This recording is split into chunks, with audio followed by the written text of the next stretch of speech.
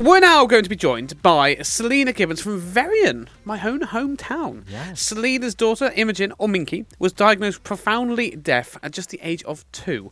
After many challenges on the way, Imogen will be running the London Marathon next month, raising money for the National Deaf Children's Society. Hello, are you there, Selina? I am here. Hello, thank you for having me today. It's lovely to have you on the show. I must admit, I was having a little read, and when I saw Veryan, I thought, blimey, there's not many people I don't know in Veryan these days. I'm hoping you're not one of the many people around there I've annoyed, but by the looks of things, you're not. I think so. I had the same situation. Ross. Hello. I came into the studio this morning and I saw the name Selina Gibbons written on the sheet, and I thought, there can't be many Selinas out there. I know her. They broke the mould, I think, when they made me. Yes, you know me indeed. Oh, fantastic stuff. Well, I'm glad we all have connections. So let's just go straight to the point here. Running the London Marathon. I mean, flipping it, you must be proud. Yeah, I'm proud and very anxious for her. It's a long way to run. I should be at the finishing line, I think, with the cuddles, and just to watch her go through the training. Yeah, it's quite an achievement for her, actually. Yeah, and with her disability as well, it's been challenging, shall we say? I bet. Yeah, you must be as a mum. That is such a proud thing. The London Marathon is such a huge event. Yeah. Can you tell us a little bit about Imogen and her background? You mentioned her disability there. Yeah, so Imogen was diagnosed as being, she was severely deaf at the age of 2, and her hearing has since decreased, and she's now profoundly deaf. She was a bilateral hearing aid user, but now she only wears one hearing aid because she has no other hearing in her left ear.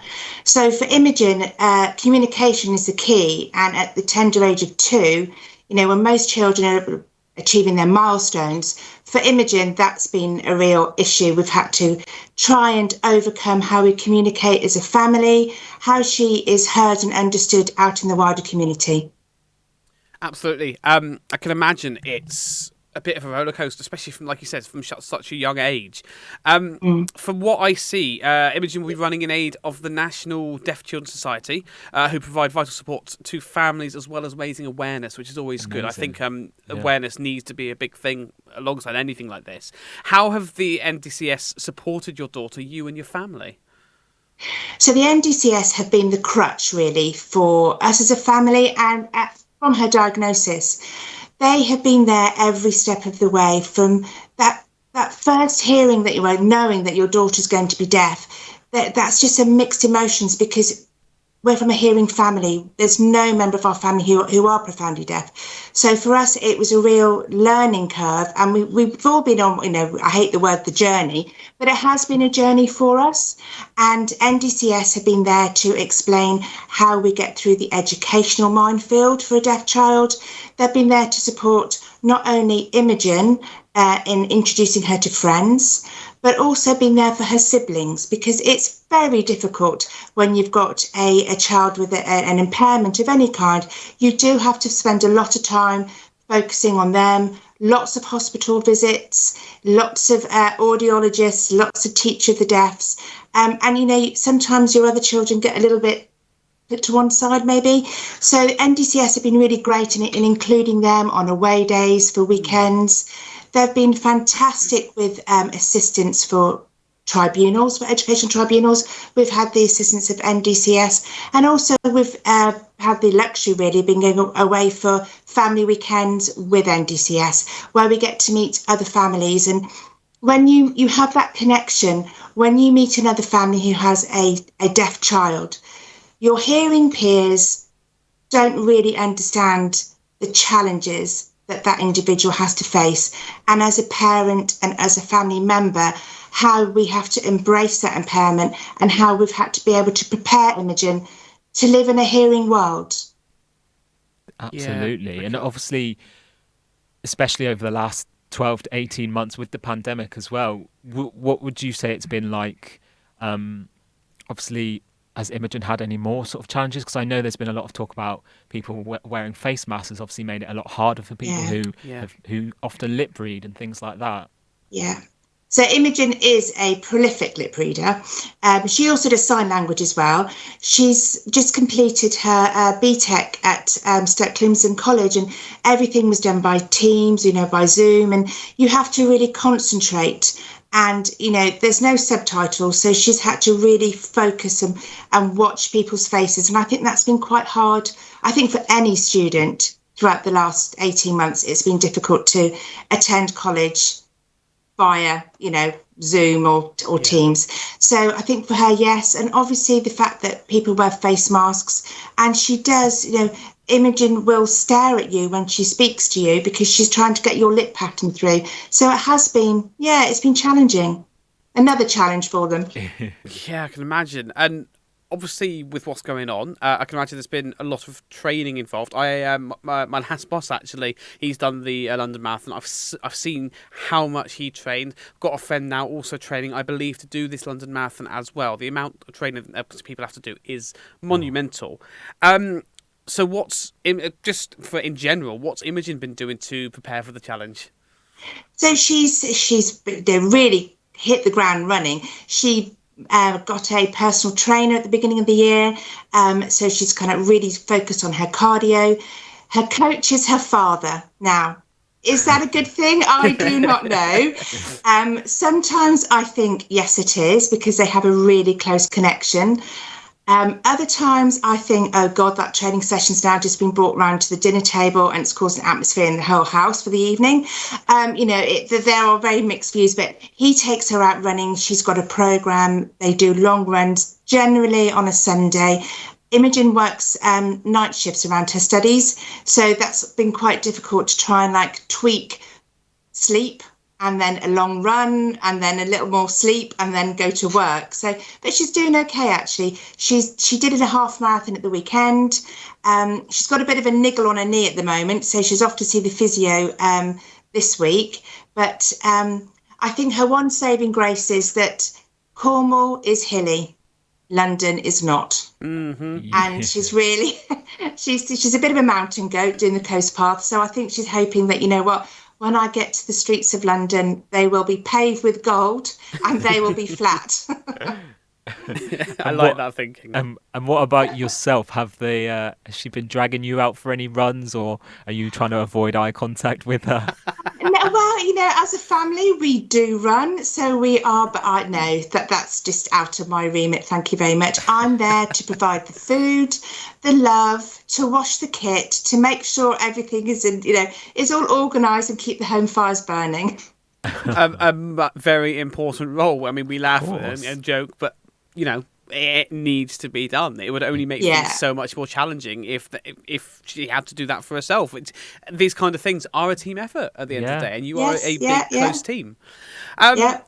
So obviously, challenges expected from what you would expect challenges from a London Marathon. You'd expect challenges for the impairment.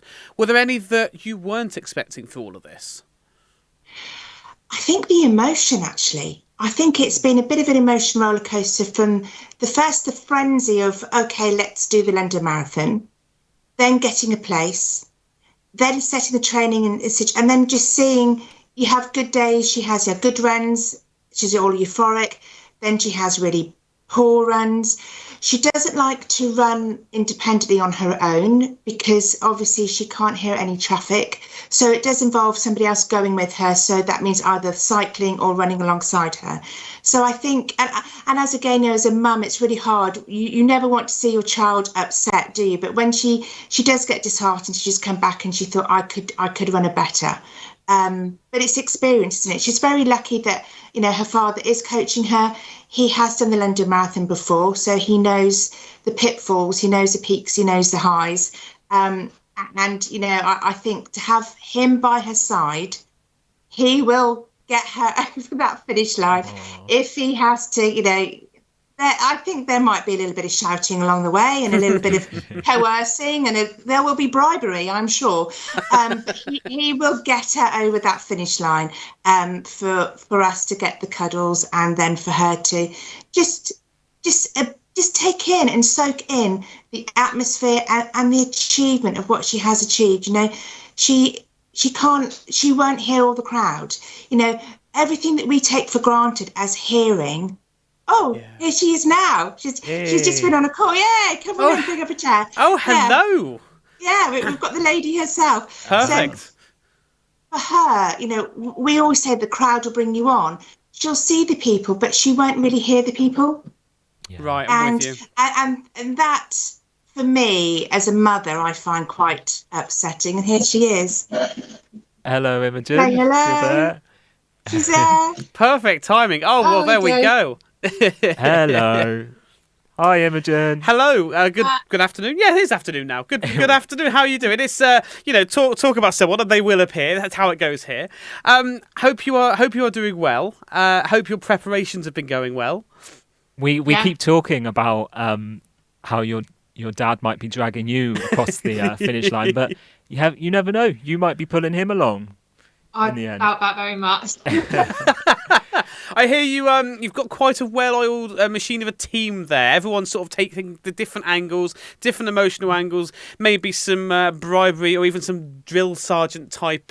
Get on with it, come on, you can get there from your dad. I do quite like the sound of that. Yeah, I was trying to cut some runs short, but I wouldn't get away with it. And what about talking sport in general? Have you always been into the sport or running, or is this something you've specifically taken up? Always, since primary school, football was my main sport. And then only since lockdown, I started taking on running properly. And I thought, why not set myself a challenge, do the London Marathon? I mean, I hear somebody set themselves a challenge. Yeah. I'll get up to 5k. That was my challenge, and I managed it. I soon stopped, didn't I? I'll do the London Marathon. That'll be a good start. Yeah. I didn't think I would be in it because I didn't hear back for a bit, and then when everyone got their play, I was like, oh yeah, I was going to do that, but I'm not anymore. And then within 2 weeks, hi Imogen, you wanted that London Marathon. I'm like, oh, what have I done? And they're like, yeah, we'll do it. I was like, okay. This is the London Marathon itself is such a iconic event, and what an achievement you're going to feel when it's finally done. I know. I can't wait to be over. Yeah. What's the first thing you think you're going to look forward to when it's over? A bottle of Prosecco and pizza. Oh, yes. Yes. I like her a lot. That's exactly how you do it. Although I think we now have another answer for our question for the nation. That's the choice of pizza right there. That's true. That is true. Sorry, I'm getting off topic. I do apologise, but it's a heated debate we're having here in the studio today, as you could probably imagine.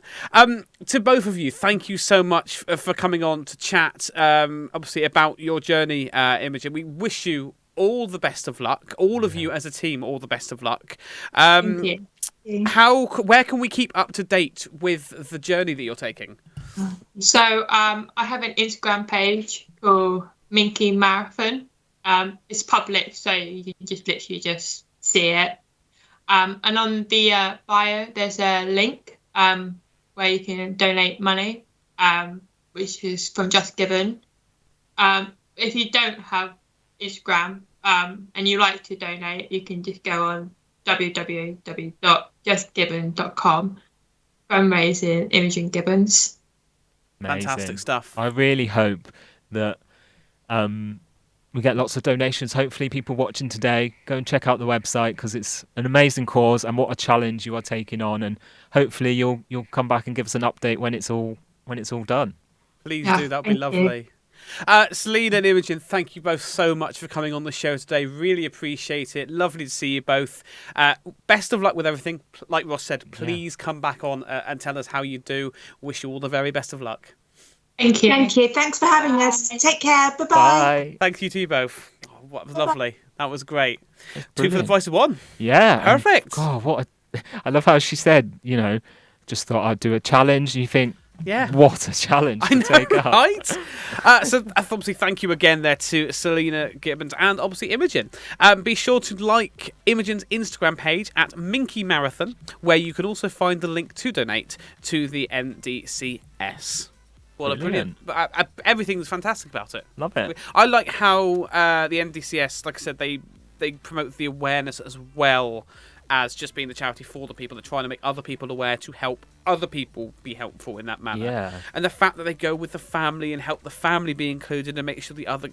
Really, really lovely. Yeah, the fact the charity's so heavily involved in this as well, that just makes it even better. Yeah, I can imagine it takes a lot of stress off of the family as a whole. Yeah. But it looks like, from what it sounds like, they're a very well oiled machine and got each other's back. Absolutely. And I love that. I absolutely love it.